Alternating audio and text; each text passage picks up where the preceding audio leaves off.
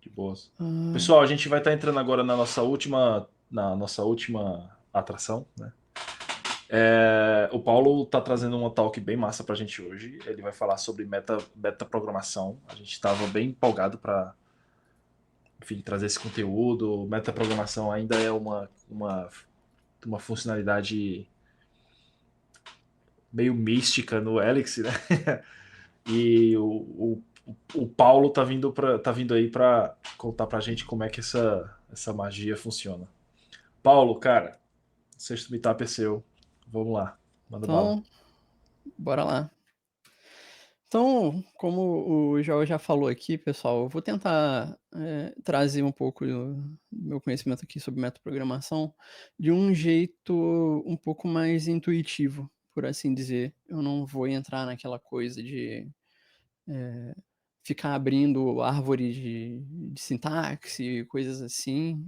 Vai ter um pouquinho, mas vai ser uma coisa um pouco mais prática, assim, vendo casos de uso reais e destrinchando eles, de um jeito que a gente entenda como a metaprogramação está se manifestando ali. E antes disso, eu vou tentar falar um pouco do conceito de metaprogramação, porque muitas vezes a gente acaba falando, eh, metaprogramação como sendo uma palavra só, sem entender exatamente o que a gente está falando. Vou me apresentar rapidinho aqui. Eu dei mole, eu não fui como Moroni e o Hermínio, eu não coloquei um slide aqui falando quem eu sou, então vamos falar aqui. Eu sou o Paulo, eu trabalho como desenvolvedor back-end lá na Stone, sou músico por hobby e atualmente eu tenho também investido um tempinho aí jogando xadrez, principalmente depois de ver Gambito da Rainha. Então vamos começar aqui de fato com a nossa talk. Metaprogramação, se a gente destrinchar a palavra, a gente consegue ver que, assim, programação, né, desenvolvimento de software e tal, e o meta é um prefixo que, no contexto, ele significa que a gente está fazendo uma programação sobre programação, ou seja, código que gera código. E aí, a partir disso é que a gente vai começar a entender eh, os programas que são metaprogramados. Então, para ter aqui como linha guia, a gente vai tentar implementar essa função shor, função lógica padrão, 0 shor 0 dá 0, 0 com 1 e 1 com 0 dá 1 e 1 com 1 dá 0 também, ou seja, quando as entradas são iguais ele dá 0 e quando elas são diferentes elas dão 1, a saída dá 1. E aí para implementar isso, a gente tem lá a função pronta lá do Elixir e tal, que é o bitwise, mas aí vamos pensar aqui se a gente quisesse transformar o texto. E aí a primeira implementação bem simples, é o que eu faria inclusive se eu tivesse que fazer isso aqui no caso de uso real, é você colocar manualmente lá, 0 com 0 dá 0, 0 com 1 dá 1, e por aí vai. Mas aí, para fins didáticos, a gente pode pensar em evoluir isso aqui até chegar na forma metaprogramada, que é onde eu quero chegar lá no final. Não façam isso na prática, pelo menos não nesse caso de uso aqui, porque são poucas combinações. Mas vou introduzir aqui para a gente poder ter a ideia. Então, aqui a gente ainda tem uma versão que não é metaprogramada, na qual a gente tem um atributo de módulo que faz o mapeamento, e aí a gente pode pegar e receber os dois argumentos e converter a string para o número correspondente, usando aqui um pouco de clause guards e access, né, que é para poder fazer o map get aqui de forma um pouco mais concisa. Então, aqui a gente vai conseguir ter a versão numérica da string, por assim dizer. A gente pode tentar, talvez, um pouquinho de live coding. Vamos, vamos tentar aqui. Então a gente define aqui o módulo e já tem um erro de sintaxe aqui em algum lugar. Eu vou vou preferir não meter muito aqui pra gente não perder muito tempo com isso. Obviamente que o live coding ia dar errado em algum momento. Então, pra gente metaprogramar isso aqui, a gente pode pensar, pô, eu já tenho aqui o mapeamento. Então, como é que eu defino agora essas clauses, que a gente poderia ter escrito na mão, usando esse mapeamento que a gente já tem pré-definido? Então aqui agora a gente tem a versão metaprogramada, que a gente usa o for para percorrer esse mapeamento aqui, só para a gente ter um pouco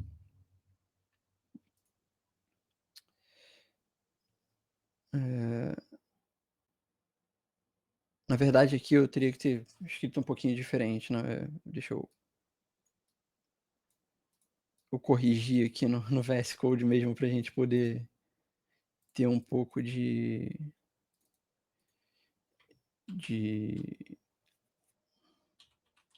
partir de um ponto limpo aqui do código. Então, Elixir. Então, aqui a gente pode pegar, ó, eu tenho a minha string e a minha versão numérica, tá aqui. Eu não preciso daquela função. Só para explicar, quando a gente percorre um mapa,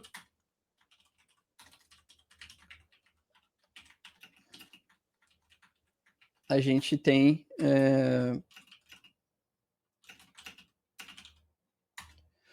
na verdade uma lista de tuplas com chave e o valor. Então o for está fazendo exatamente isso aqui, tá percorrendo esse mapeamento e obtendo aqui a chave, que é o número, e o valor. Mas eu estou fazendo isso 2 vezes, então é como se eu estivesse fazendo um loop aninhado. E esse loop aninhado permite que a gente tenha que a gente faça todos os pares aqui, né? 0 com 0, 0 com 1, 1 com 0 e por aí vai. E aqui essa linha é que está dando aqui a nossa metaprogramação de fato, essa linha aqui especificamente. Que dentro do for, eu estou pegando e definindo clauses da função chore. E para definir essas clauses, eu estou usando essa função aqui que é o unquote. É uma função específica para metaprogramação, que é usada em vários contextos diferentes que a gente já vai discutir daqui a pouquinho. Aqui eu estou usando ela para pegar o valor da string e injetar como o valor daquele argumento. Então, por exemplo, se A vale 0, é como se eu estivesse colando 0 aqui dentro. Se B vale 0, é como se eu estivesse colando 0 aqui dentro. E aí agora a gente já consegue ver a minha versão explícita aqui surgindo, né? Porque a gente está fazendo exatamente essa definição, só que agora de uma forma mais automatizada. Então, voltando aqui para o código, a gente também tem aqui o unquote dentro do bloco de execução da função. O que isso significa? Está falando que eu vou acessar o valor de result, o valor que result tinha a tempo de compilação e não a tempo de execução. Se eu não tivesse esse unquote aqui, eu estaria acessando a tempo de execução. E aí, na verdade, ele provavelmente ia estourar aqui um erro de função não existente, alguma coisa do tipo.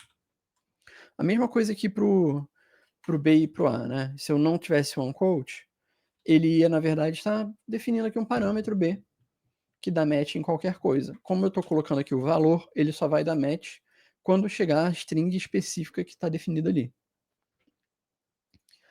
E aí, agora a gente já tem aqui o primeiro caso clássico de metaprogramação, que é exatamente isso de, dado um mapeamento, eu gerar clauses que fazem a tradução de forma automática.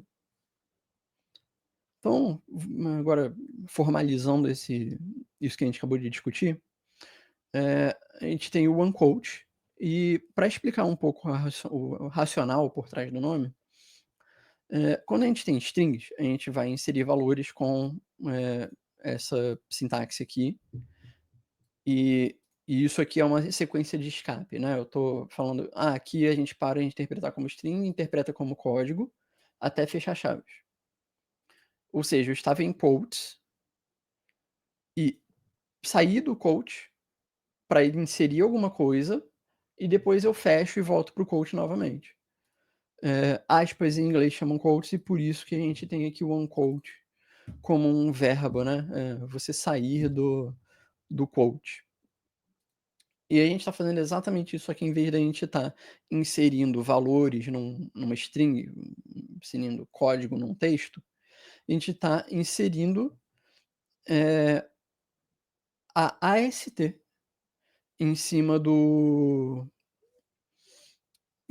nosso código. Ou seja, em vez de eu estar o meu colocando, por exemplo, uma chamada de função, uma chamada de variável, como é esse caso aqui, né, se eu não tivesse um quote, eu ia estar chamando a variável. Aqui eu estou falando, insere nesse ponto do código o valor de result, em vez de inserir uma chamada para result. Então, se a gente olhar aqui no EX, por exemplo, a gente pode ter um exemplo bem simples, que é o seguinte: x igual a 1. Aí eu abro um quote, falo x. Isso aqui vai me retornar uma chamada de, de resolução de nome, né? No caso, ele vai tentar resolver como uma variável. Agora, se eu virar e falar quote do unquote x, ele vai inserir o valor de 1, e porque aquilo ali é a minha única parte do código, ele vai retornar como 1 mesmo. Por exemplo, aqui se eu fizer mais, eu estou fazendo 1 mais 2. Se eu fizer aqui x mais 2, sem o unquote, agora ele faz x mais 2. E isso aqui que a gente está vendo, essa tupla de 3 posições, é o que a gente chama de AST, é a árvore abstrata de sintaxe.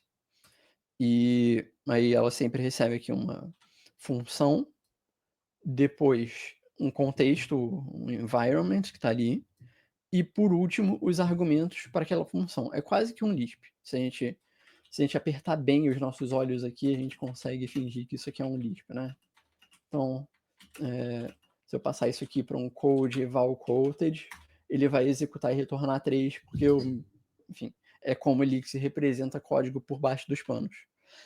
E a vantagem toda é que Elixir representa código com valores que são executáveis em Elixir, então a gente consegue brincar com eles por conta disso.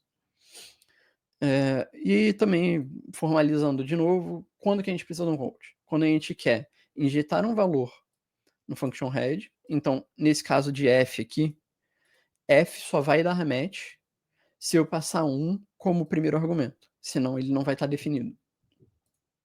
Então, na verdade, essa definição aqui é equivalente ao fazer f de y igual a y mais 1, ou 1 mais y, para ser mais preciso. Ou quando eu quero injetar valores no corpo da função, então aqui eu recebo g de xy, mas executo só x mais 2, no final das contas. Então seria equivalente a eu ter lá um g de x igual a x mais 2. E também o caso do code que eu mostrei aqui, quando eu quero inserir o valor, em vez de inserir a chamada para variável ou para função, que seja. E aí, um caso clássico de quote em código que a gente usa direto é quando a gente tem os test cases lá que a gente faz com XUnit, né? Então, por exemplo, o Phoenix, quando você instala o Phoenix com Ecto e por aí vai, ele já define pra gente um data case que recebe uma option de async, pra gente poder, enfim, definir quando que vai fazer sandbox do banco de dados e coisas do tipo. Eu basicamente copiei isso para cá, para a gente destrinchar aqui que a gente tem agora uma macro que recebe alguma coisa, e aí essa macro vai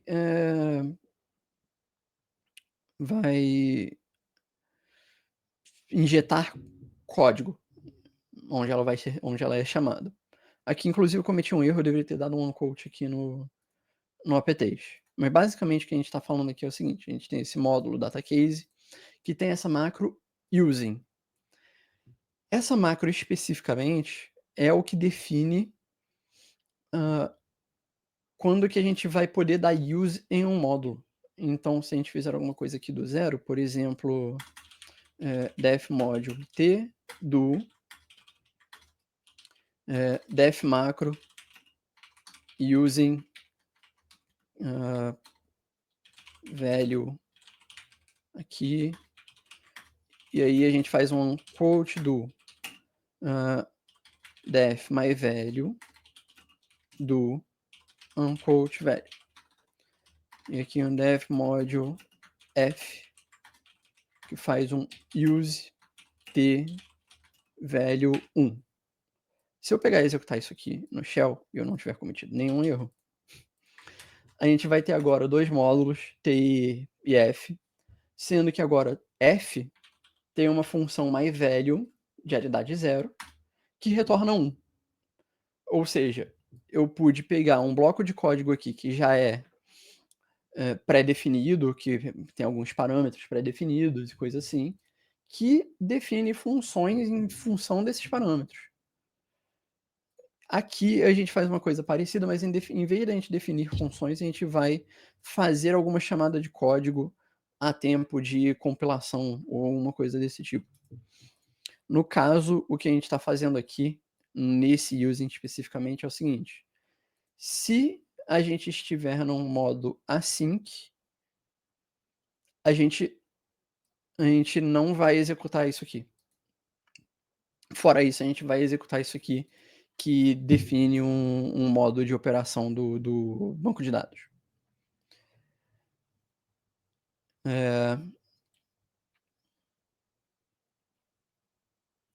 Tá certo aqui. Enfim, esse módulo aqui ele é para não funcionar de fato, porque o apt não vai estar definido no módulo no que está chamando isso aqui. Aí a gente precisa do unquote exatamente para poder fazer essa injeção. Então, agora a gente está pegando o valor de apt que está chegando e passando para cá. Então, se chegar com uma keyword que tem assim, que aí a gente vai conseguir acessar bonitinho. Aqui eu fiz uma outra brincadeira, que eu estou fazendo o parse direto da máquina de estados para mostrar que as macros elas recebem a AST do que você está chamando. Então, por exemplo, se eu chamo aqui run de 1 mais 2, eu não estou recebendo 3. Eu estou recebendo a execução, a máquina de estados de 1 mais 2. Muito similar com o que eu tinha mostrado aqui, né? Quando eu faço aqui 1 mais 2, eu recebo mais um environment e os argumentos. Esse módulo aqui está fazendo uma brincadeira que se eu passar o run 1 mais 2 ou 1 menos 2, a gente está invertendo as máquinas de estado. Então, não necessariamente eu preciso retornar um quote, mas os quotes eles são formas fáceis de você retornar uma AST válida. Mas se você quiser ir muito a fundo, você pode editar direto só AST. E para chegar aqui no que eu considero ser o ápice assim, de metaprogramação sendo útil, sem você estar precisando ver a metaprogramação, a gente tem aqui a geração de código a partir de um arquivo de dados. Então, o que a gente está falando aqui é o seguinte: eu tenho um arquivo mySource.json que tem esse conteúdo aqui. É um JSON que mapeia A para 1, B para 2, C para 3, D para 4. Muito parecido com aquele exemplo lá que a gente tinha lá do Shore. Só que agora a gente tem um arquivo com tamanho indefinido, e esse arquivo pode mudar ao longo do tempo, e a gente vai definir um módulo que faz esse mapeamento. Então, para começar aqui, eu estou definindo aqui o path do arquivo, e aí eu estou fazendo isso aqui de uma forma mais burocrática, porém mais correta, que seria assim: eu coloco meu arquivo lá no diretório priv da minha aplicação, e aí eu acesso aqui o path do diretório priv, que não é sempre o mesmo, né? Ele vai variar dependendo do deploy, coisas assim. E aí eu estou dando um join com o nome do arquivo de fato. E agora eu tenho isso num atributo de módulo. Esse atributo de módulo eu vou usar aqui em 2 lugares. Vou usar nessa chamada aqui de external resource, que se a gente olhar lá na documentação do módulo, do module Elixir, chegar aqui e falar module, em algum momento aqui ele define o external resource como sendo uma diretiva, aqui ó, uma diretiva para a gente dizer que esse módulo depende desse arquivo aqui. Então, se esse arquivo mudar, o compilador vai recompilar o módulo. E isso aqui é imprescindível para que a gente possa mudar esse arquivo aqui, fazendo com que esse módulo seja recompilado sempre que o arquivo mudar. E aí agora a gente pode pegar e fazer um mapeamento que basicamente lê o arquivo como JSON, e agora a gente tem um mapeamento muito parecido com o que a gente tinha lá no Shore, lá em cima, né? Um mapa de string para número. E agora, só para brincar um pouquinho, em vez de fazer com for, eu fiz com enum each. Exatamente a mesma ideia. Vai receber um mapa, aplicar o protocolo enumerable em cima disso, para iterar em cima de uma lista de tuplas. Aí agora eu recebo a tupla e defino aqui a minha function clause com toda vez que eu receber K, eu retorno OKV. E aí aqui eu coloquei uma cláusula padrão que dá match em qualquer coisa, para se eu receber qualquer outra coisa, eu vou falar que é uma letra inválida, porque a função aqui só sabe mapear um certo conjunto de letras, de strings, mais especificamente. E aqui, chamando a atenção para algumas coisas, eu defini aqui o cabeçalho da função sem o do, para poder destacar a assinatura. Então agora eu sei qual é a cara da função sem ter que sem ter uma carga cognitiva em cima de tirar esse unquote do para entender que recebe uma letra e coisa assim. E aí aqui também fica mais fácil de eu colocar a doc e a spec da função. E aí, com isso, a gente tem agora um módulo metaprogramado que consegue converter tudo. Eu não tenho esse arquivo pré-definido aqui, eu não tenho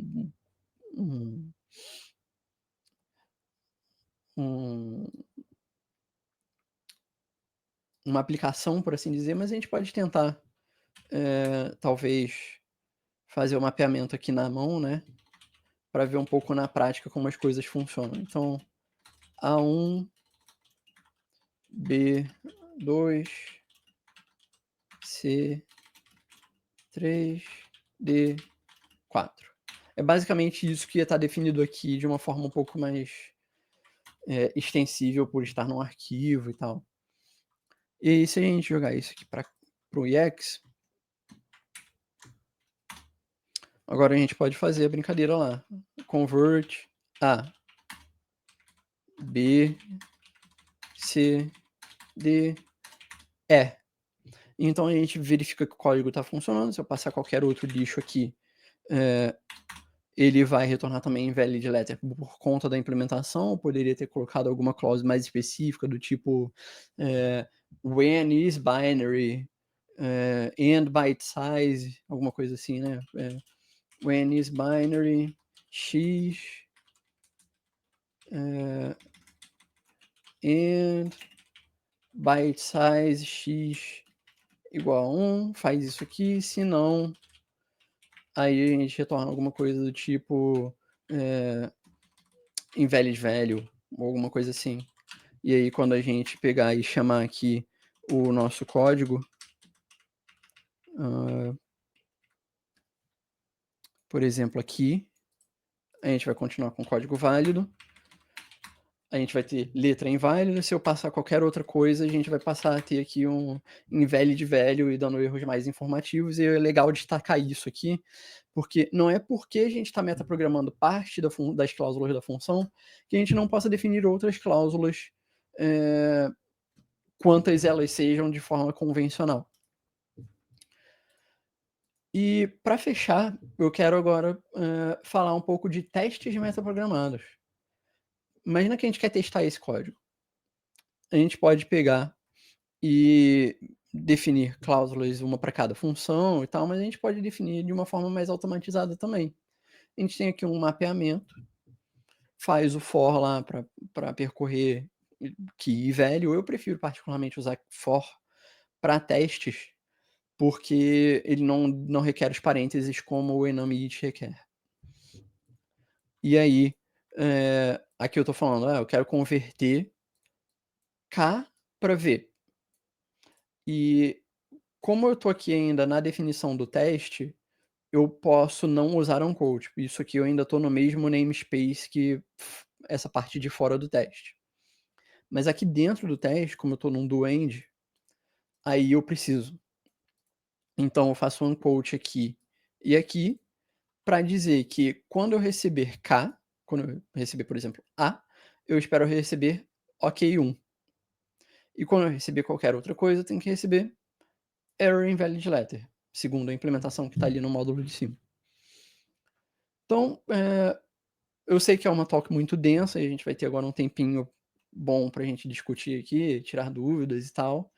Então, para concluir, a gente pode usar metaprogramação para gerar código mais conciso, para gerar código a partir de dados, mas a gente vai ter o código menos legível, mais difícil de você debugar, mas também, enfim, muitas vezes a gente pode ter até um código mais eficiente. Aí eu vou chamar a atenção aqui para um repositório que é o Fast Elixir. E o Fast Elixir, ele tem benchmarks e coisas assim. E aí ele mostra que se você fizer lookup num mapa, você vai ter uma perda de 15% de desempenho em relação a você fazer pattern matching diretamente. Então, se a gente passa aqui, por exemplo, nesse caso aqui, a gente está fazendo o lookup a tempo de decompilação. Então, a gente define as cláusulas para fazer o pattern matching, em vez de fazer daquele jeito lá do shore, cadê? Esse jeito aqui, né? Que faz o lookup a tempo de execução. Se a gente tem muitas cláusulas, muitos dados, esse mapa é muito grande, ou então a função vai ser chamada muitas vezes, vale a pena considerar fazer usando a metaprogramação. É menos legível, mas é um padrão que, assim, se você acostumar com esse padrão, acostumar o seu time a ter esse padrão de código, é fácil de lidar. E, por outro lado, a gente também tem aqui testes com metaprogramação. Nem sempre é recomendável, mas quando a gente tem, assim, dados cruzados e coisas do tipo que você consegue economizar muito código de teste, tornando a sua cobertura de teste mais eficiente, vale a pena considerar também. Então é isso, muito obrigado. Espero que vocês tenham gostado da apresentação. Então, estamos abertos aí para perguntas, críticas, sugestões. Deixa o like, ativa o sininho, se inscreve no canal.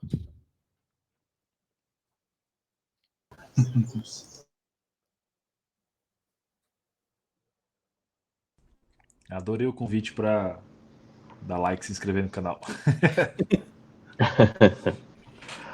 Paulo, show de bola, Talk. Muito interessante obrigado. mesmo. Muito bom.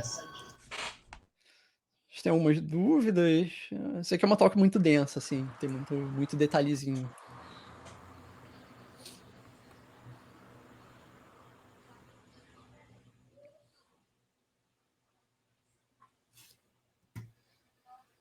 Eu não tenho nenhuma dúvida não, mas é interessante observar que o Phoenix usa macro em vários lugares, né?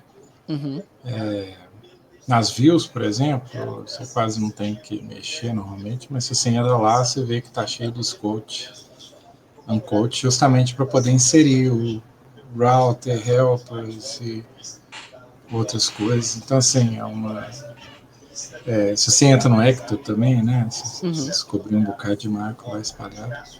É, Hoje. os próprios controllers e o router, né? Uhum. Eles são abstrações metaprogramadas que, no final das contas, geram plugs. Se você conseguiria, assim, sem usar as macros, gerar um código equivalente só usando plugs. Mas as macros estão lá para facilitar a vida, né?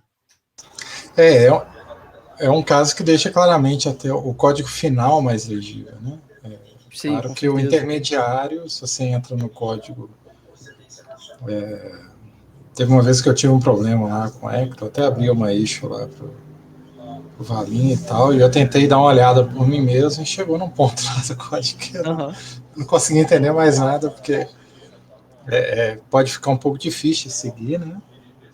Mas... eu pulei aqui alguns pontos que, enfim, poderia dar uma outra talk, que são, se você olhar aqui na documentação do módulo, ele tem alguns compile callbacks. Ele tem aqui after compile, before compile e on definition. Ou seja, você consegue fazer por exemplo, um use alguma coisa que consiga reagir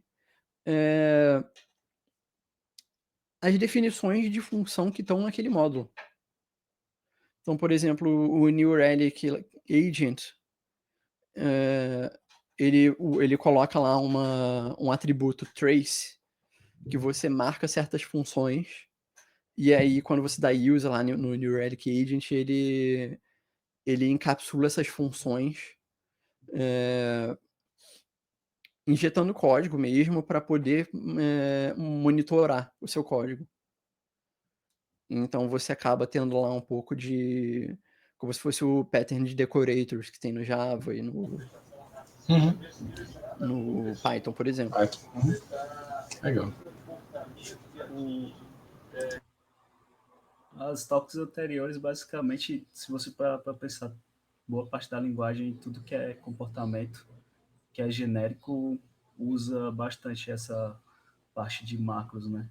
E aí, para você usar o lancezinho lá da palavra reservada do use, é quando você define aquele underscore, using, underscore. Essa é a forma que você consegue injetar um comportamento em um outro módulo. Isso. E o use, ele tá lá, ele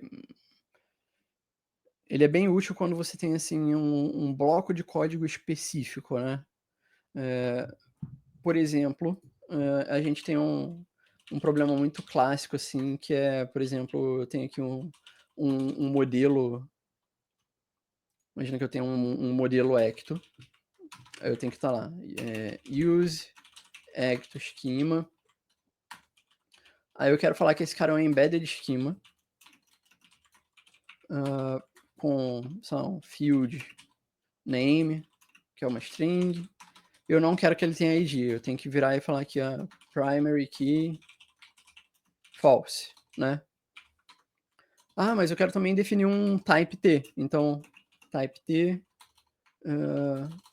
module, por exemplo. Isso aqui acaba sendo um boilerplate muito grande quando você está lidando com um pattern de value objects. Um pattern muito clássico de... eu tenho estruturas de dados que não tem ID especificamente. Anda muito junto também com coisas de validação de domínio e coisas assim. Você poderia extrair isso aqui para, por exemplo, use value object. E aí você tem lá um value object que basicamente tem só isso aqui na definição. Def macro, using. Aí aqui vem quote do, porque eu não quero me preocupar com a ST, eu quero só virar e falar assim, cara, injeta esse código aqui toda vez que chamarem use, né, no nosso módulo. E aqui eu vou chamar a atenção também para uma coisa, que é o use desse Dunder Module aqui. Quando eu não dou unquote, ele vai ser resolvido no módulo que está dando use. Se eu desse um unquote aqui, aí ele ia valer value object. Como eu não estou dando um quote, isso aqui vai valer myModel quando eu chamar aqui. Legal. Então é uma coisa bem importante assim, de prestar atenção quando for usar esses helpers, né? Mesma coisa se for usar, sei lá, um color dentro de uma macro, um env, coisa assim, tem que tomar cuidado, porque se você não der um quote, esses são resolvidos no módulo que está chamando a macro, no lugar que está chamando, onde a AST está sendo injetada. Com um unquote, ele é resolvido no lugar onde a AST é chamada. Então, por exemplo, eu poderia ter uma coisa assim, def change set, model value, que, sei lá, ele vai validar sempre que, digamos, a gente vai ter um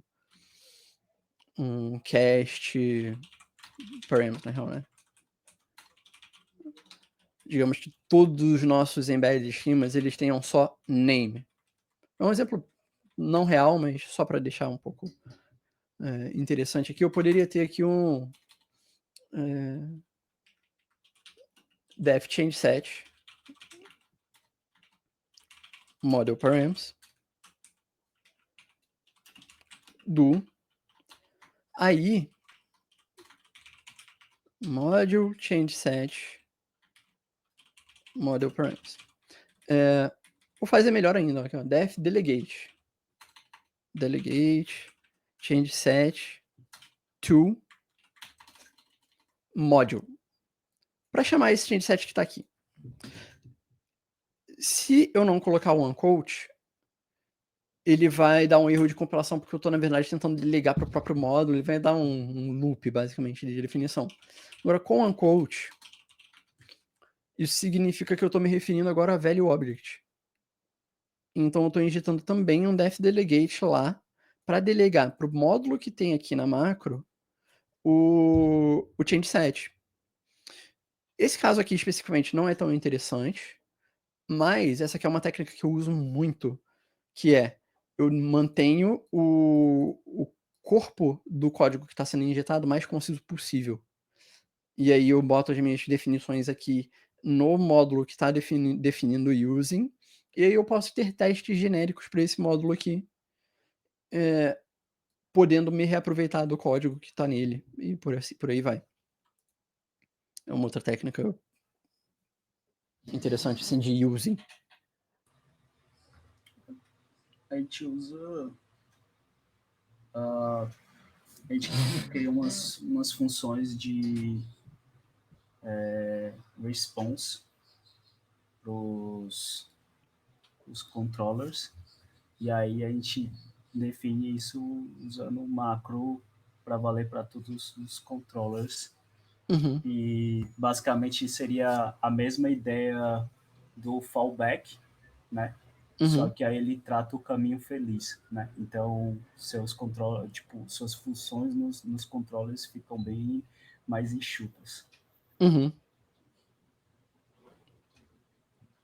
A gente usa também pro Brother, porque como a gente usa SQS lá, e aí dependendo do tipo de fila que a gente quer tratar os processos lá em background, em batch, aí a gente tem a definição do nosso base worker, que basicamente é uma estrutura padrão do Brother, e aí você cria o seu worker específico e usa a macro genérica que vai injetar esse código, e você não precisa ficar repetindo, como tu falaste, né? O lance do boilerplate. Uhum. Em um sistema lá, eu fiz uma macro de CRUD, que gera um controller de CRUD, e aí mapeia lá para um domínio genérico que é todo parametrizado em função do modelo que está chegando. E aí tem um behavior associado também e tal, porque naquele sistema específico era muito necessário, assim, criar CRUDs o tempo todo. Aí faz sentido também. Mas aí é bom chamar a atenção ao seguinte. a gente está usando macro, então a gente tá forçando com que as coisas sejam uniformes, né? Que os controllers que usem aquela macro sejam sempre iguais e coisa assim. E aí é sempre bom prestar atenção, principalmente quando você está fazendo um use tão robusto assim quanto esse que eu falei, que eu citei, por exemplo. É bom prestar atenção se a gente não está, na verdade, transformando a macro num macarrão de coisas que, pô, esse controller aqui só precisava desse comportamento. Mas aí eu coloquei na minha macro para poder usar só a macro naquele controller, né? E aí conseguir separar de fato que é um comportamento genérico do que um comportamento específico. E aí pode ser muito interessante a gente definir as coisas como def overridable, né? Então voltando aqui pro código, eu tenho esse change set padrão, mas eu posso virar e falar def overridable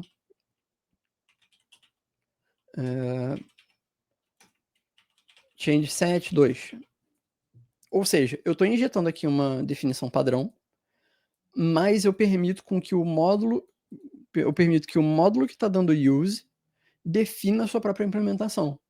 Se ele precisar de alguma coisa que fuja um pouco do padrão, ele tem essa possibilidade. Então a gente consegue economizar código e tornar o nosso código extensível. Por exemplo, isso aqui está saindo muito do padrão, eu posso só implementar a minha funçãozinha lá. Site com todos os parâmetros. Com certeza. Um bom ponto também para usar isso daí é quando você tem, tipo, APIs e aí, sei lá, tipo, você precisa definir as chaves do seu JSON como que nem aquele, não lembro como é que é o padrão do JavaScript, né? Que é aquele palavra que começa com minúsculo e depois os demais tudo maiúsculo. Camel Case. Camel Case, é? Uhum. Enfim, é isso daí. E aí você consegue definir esse macro onde os seus modelos internos você usa mapas, onde vai utilizar o underscore, e aí para envio, ele vai enviar no estilo Camel Case e no recebimento ele trata fazendo o inverso. Elixir tem uma macro para isso, inclusive, tá?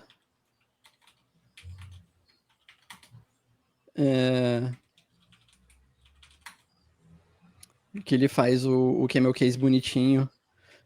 Aqui eu acho que ele tá colocando Pascal Case, na verdade. Mas, enfim, eu consigo depois jogar isso aqui pra... Acho que é Snake, não sei. Como é que é? Tem algum lugar aqui. O contrário, né? Underscore. Exatamente.